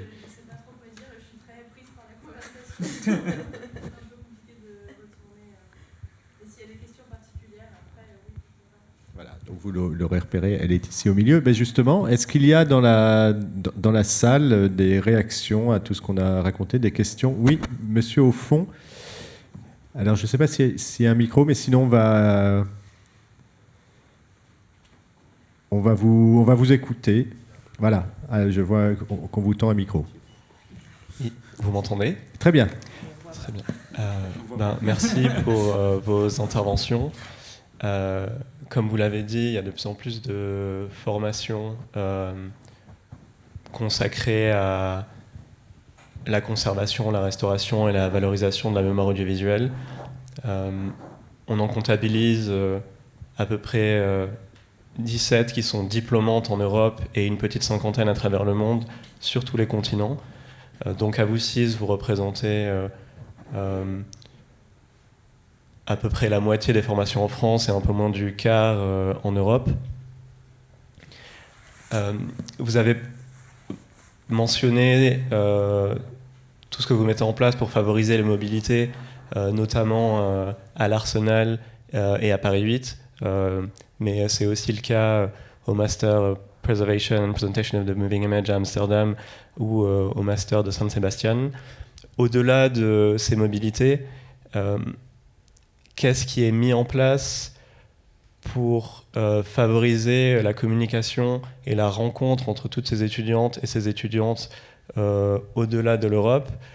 Actuellement, il existe par exemple un serveur Discord qui a été mis en place par le réseau des divisions étudiantes de l'AMIA, l'Association of Moving Image Archivists. Donc il y a à peu près une quinzaine de formations qui sont présentes. Actuellement, à ma connaissance, j'ai vu des étudiantes et des étudiants du Master d'Amsterdam qui y sont, mais pas des autres formations. Est-ce que vous avez connaissance de ce serveur ? Est-ce que les étudiantes et les étudiants sont informés sur le réseau des divisions étudiantes AMIA ? Et qu'est-ce qui est mis en place par les autres organisations internationales des professions du patrimoine audiovisuel, qui sont toutes fédérées par le Coordinating Council on Audiovisual Archives, pour permettre, au-delà des mobilités, aux étudiantes et aux étudiants de se rencontrer et de travailler dès leurs études ensemble, puisque à travers leur carrière, ils vont être de plus en plus amenés à travailler sur des projets internationaux, puisque comme vous l'avez précisé, la conservation, la restauration et la valorisation, ce sont des travaux collaboratifs transnationaux. Merci. Merci pour votre question. Qui organise des clubs de rencontres pour étudiantes et étudiants ? Non mais voilà, des espaces vous me pardonnerez cette petite plaisanterie. Oui, alors en effet, c'est vrai, on n'a pas vraiment pensé à une question de réseau un peu officiel, on va dire, entre les étudiants des différentes formations. D'ailleurs, je pense que c'est un point que vous m'aviez d'ailleurs commenté déjà. Mais il y a aussi des rencontres informelles qui se font. C'est-à-dire que on est quand même très petit. On se connaît assez facilement. C'est ce qu'on disait tout à l'heure en se rencontrant plus ou moins, on a un univers assez petit et assez facilement des ponts se créent entre des étudiants à travers des stages, à travers des festivals. On encourage nos étudiants à aller à Bologne, au festival Cinéma Ritrovato, qui est quand même un point de rencontre aussi, où ils vont être amenés à rencontrer d'autres étudiants. Donc, vous avez tout à fait raison. Alors, on n'est pas très lié à MIA, parce que, bon, peut-être que c'est une erreur, mais pour moi, MIA, c'est quand même une association très nord-américaine et qui est basée sur... on est archiviste, on est membre de l'AMI en tant qu'archiviste et pas en tant qu'institution.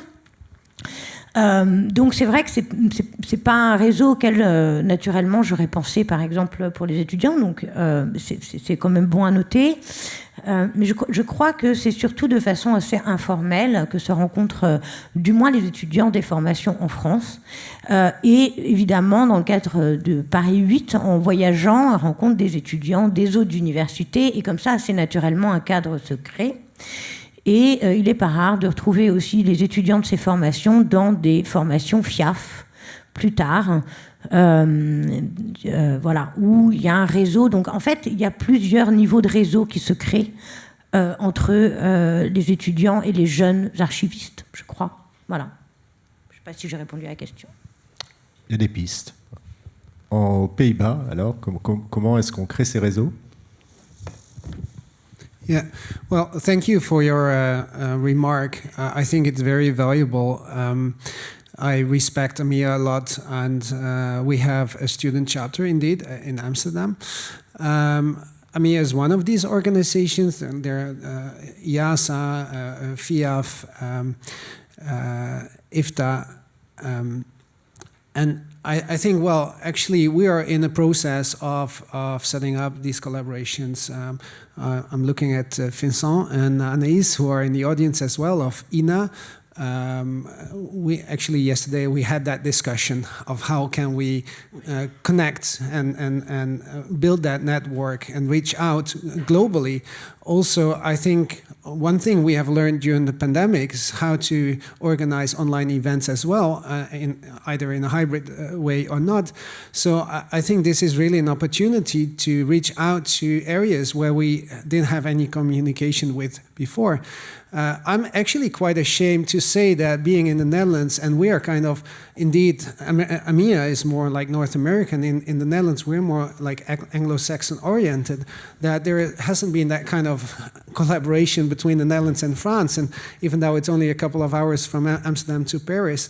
So we're going to North America, let's say, to exchange things, and of course that's also due to the language. Again, I'm ashamed to speak English here rather than French, although I should be able to do so. So, well, I think there are different factors that figure in here, but indeed, I'm very much forward to any kind of input to building that network and reaching out. I think the event here is also a step, and maybe this is the best possible outcome of this discussion we're having now, that we can look forward and see how our alumni, our students, but also our alumni who work as professionals in the field can team up. I think that's also an answer to the issue of distribution, that many of our students work in archives or at festivals or theaters, and so they are programmers or curators, and they can work with materials that their colleagues, their fellow students before have worked on, and so I think it's really of quintessential importance to work with these kind of networks. Pablo?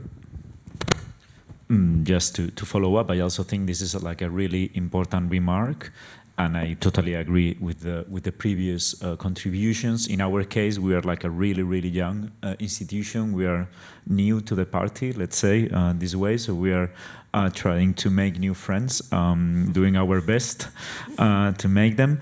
But I totally agree that these kind of meetings are revealing. I was also thinking of and we have here two relevant people to maybe discuss them in more detail. But 2 years ago, Arsenal started Archival Assembly, which is a kind of festival / seminar / encounter in which film schools meet institutional but also alternative archives, also independent artists and archivists.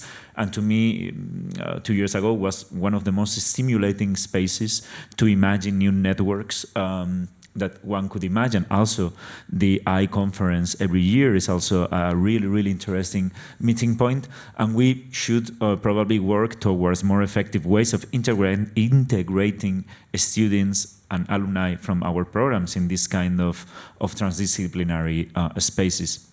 And also, because I think our programs share many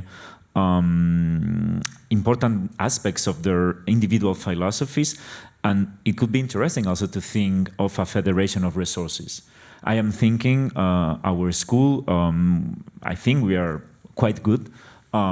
Talking strictly about archival work, I think we are good in inspecting, repairing, and digitizing materials, but we have like really clear limitations when we reach the stage of post-production. And sometimes we think it would be amazing to have an effective network and a federation of resources in which maybe another school which is stronger in this like digital post-production of digitized films, we could collaborate. So I think that maybe we are in a nice moment to start thinking this kind of affinities and collaborations among heterogeneous institutions in Europe, but also, and this is crucial, and it has been an important contribution of the AI conferences over the last years, also with institutions from the Global South, because I think it is also really important to underline that when we are talking about preservation and archive work with audiovisual in a large sense, there is a geopolitics of that, and there is like a gap, a north-south gap that has to be addressed. So if we develop these networks, we cannot be naive, and also we have to incorporate this critical geopolitical perspective as well. Markus, vous voulez rajouter un... Well, thank you for bringing it up. Yeah, Archive Assembly, we started it 2 years ago. It's a biannually planned, so this year in June we have the 2nd edition. And what Pablo was referring to, so the festival basically combines screenings, but also project presentations. We have a cooperation with the Goethe Institute for, we call it the Found Futures, which are more informal presentations of projects which we kind of want to network together, because many projects, or many times we get in touch with people, I don't know, maybe the one person finds a film, the other one is stumbling upon, I don't know, films in the closets of a jeweler who collected films. So sometimes they all have similar questions, but also there's something very specific. So these network meetings are rather to think collectively, okay, and to connect people about possibilities and where they may get find support. The other one is this year a 2-day symposium, which is done in collaboration with the Goethe University and the film master there. And here, let's say it is this year about the topic or the idea of the accidental archivist, which is a self-description of Didi Cheka, who's from Lagos, and with whom we cooperated there. This is a long project. So let's say he was a filmmaker and film critic and stumbled about films of the former colonial film unit in Lagos. And when we got there and in touch from there on, somehow he became an archivist, and therefore he calls himself or considers himself an accidental archivist. So the question again, not maybe coming from the idea of I study something and become that. It's something, he was a filmmaker stumbling upon it and became something that he never wanted to become. So this 2-day symposium will start from there. And of course, we, I think throughout the last over 10 years now, this network was growing. And there are relations that you can build between other institutions worldwide.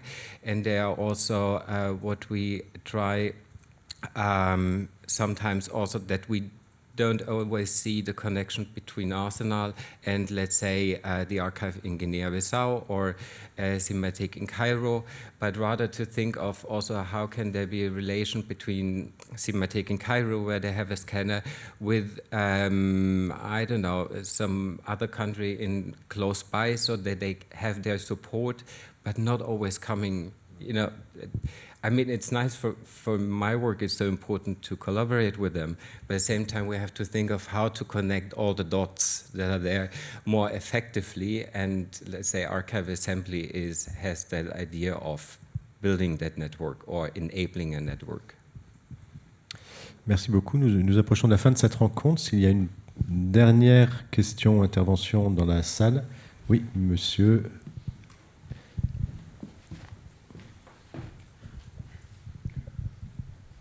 Oui, bonjour. J'imagine que c'est une question un peu large, mais je voulais savoir si vous pouviez aborder la façon dont vous abordez justement la présentation des œuvres restaurées dans un public voilà, plus large, festival ou autre, ou en collaboration avec des cinémas ou d'autres lieux. Enfin, voilà, comment vous pensez ça, comment ça s'organise, si vous le faites et quand vous le faites?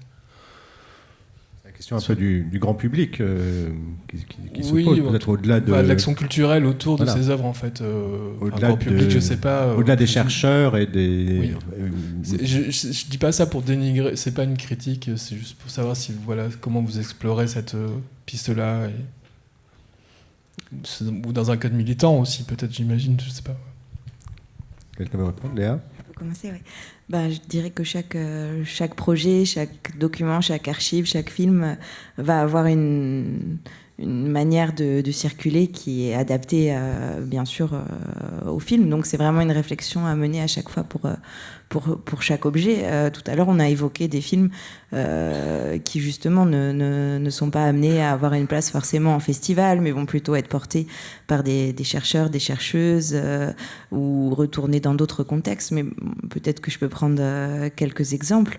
Peut-être sur les films polonais, par exemple, c'était des films étudiants qui n'étaient pas destinés à être montrés, mais ce qui est bon, à partir du moment où on les a retrouvés, l'important c'était déjà de les faire connaître en général, donc d'organiser. Donc à ce moment-là, moi je travaillais depuis le Maroc, je vivais au Maroc, donc c'est de là que le projet est né. Donc c'est là que naturellement aussi les films ont été montrés en premier, donc dans des expositions.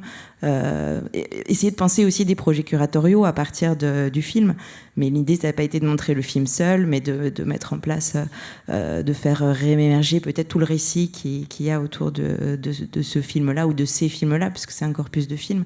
Donc il y a pu avoir des projets curatoriaux, il y a pu avoir aussi un site internet qui est trilingue, arabe, français, anglais, pour faire aussi réémerger cette histoire. Donc déjà pour que ce soit disponible, pour que ça existe dans plusieurs langues, le montrer à des personnes dans des cercles cinéphiles, le montrer à des programmateurs, et ensuite avoir quelques séances dans des festivals, voilà, comme ça. Et maintenant, le résultat est que, je sais pas, par exemple, quand 2 programmateurs l'année dernière à Punto de Vista ont fait une rétrospective du cinéma documentaire au Maroc, ces films-là ont du coup pris place dans cette rétrospective qui avait été faite par Ali Essafi et Omar Berada, parce que tout d'un coup ils ont connu ces films et les films reprennent un peu leur place comme ça dans l'histoire du cinéma. Donc, bien sûr, il y a tout un réseau de festivals qui s'intéressent. Tout à l'heure, tu disais c'était assez fou de voir aussi parfois l'intérêt, c'est-à-dire qu'on travaille longtemps sur un film, on se dit mais qui va s'intéresser à ça? Et en fait, c'est assez fabuleux parce que beaucoup de gens les prennent, que ce soit les programmateurs, des chercheurs, des étudiants qui vont le montrer dans leurs universités. Donc ça, c'est assez fascinant quand même de voir que finalement, les films retrouvent petit à petit la place qu'ils auraient dû avoir. Mais bon, ça nécessite en effet d'y réfléchir et de trouver les bons alliés. C'est aussi, tout à l'heure je parlais d'alliés, mais c'est aussi des questions comme ça, de ces réseaux, de ces lieux. Si on présente un projet, même un projet en cours, dans un de ces festivals qu'on vient de donner, que ce soit Bologne, Orphan Symposium ou Conférence, on sait que voilà, il y a déjà toute une communauté de personnes, éventuellement des programmateurs, qui éventuellement vont suivre le film jusqu'au bout de la restauration et vont être intéressés à les montrer. Well, just to say that I agree that every project requires specific strategies.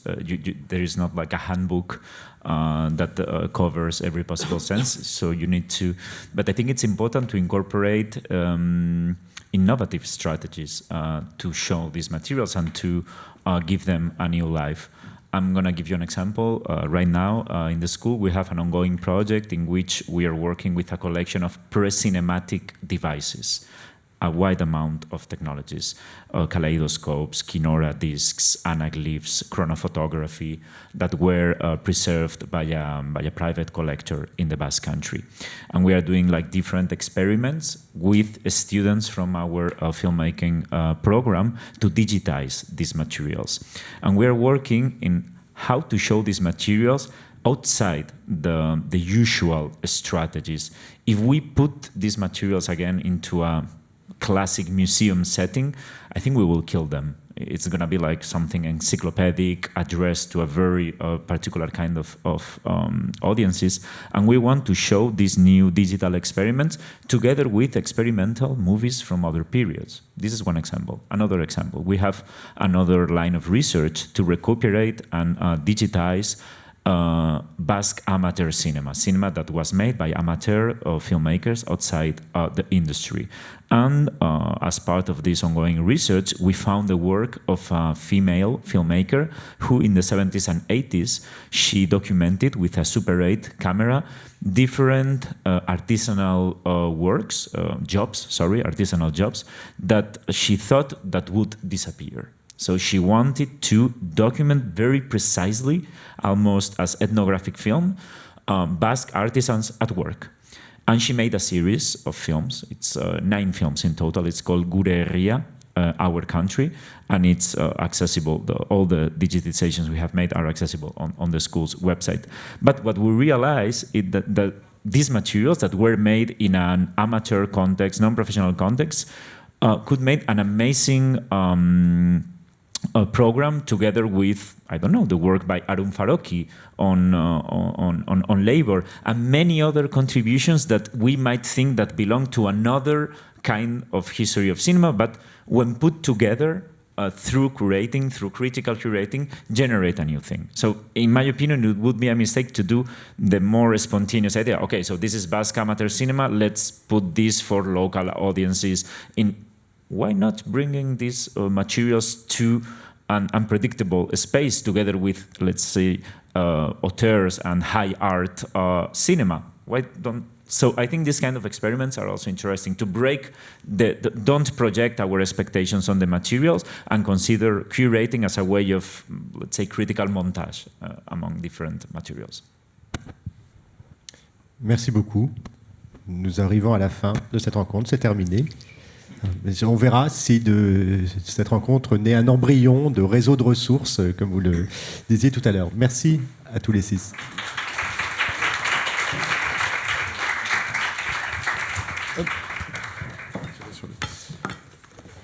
Attendez, oui, donc juste avant de partir, je voulais remercier au nom du festival tous les intervenants aussi, puis Antoine, merci beaucoup de ta présence avec nous et de l'animation de cette table ronde. Les journées du patrimoine continuent. Vous pouvez, après la pause déjeuner, nous retrouver dans cette même salle pour la présentation de 5 projets de films en cours de restauration. Donc voilà, qui sera animé par Gérald Duchossois de Cannes Classique, c'est du marché du film Lumière, du marché du Festival Lumière à Lyon. Donc voilà, c'est entrée libre, entrée ouverte à tout le monde. Voilà. Et puis après, vous serez tous invités à un pot à l'Agora, donc qui aura lieu à 18h30 à côté de la cafétéria, toujours ici à Pompidou. Et on finira la journée par la projection en avant-première de la copie restaurée de Jeunesse d'un repas de Luc Moulet, donc à 20h30 dans cette même salle aussi. Voilà, merci beaucoup, à tout à l'heure.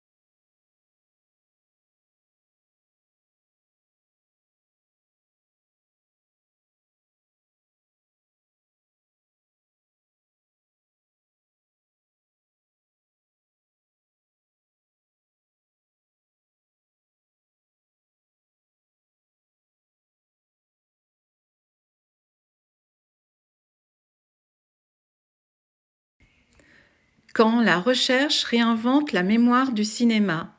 Table ronde animée par Antoine Guillo dans le cadre des rendez-vous européens du documentaire de patrimoine de Paris Doc. Les podcasts de la 45e édition de Cinéma du réel.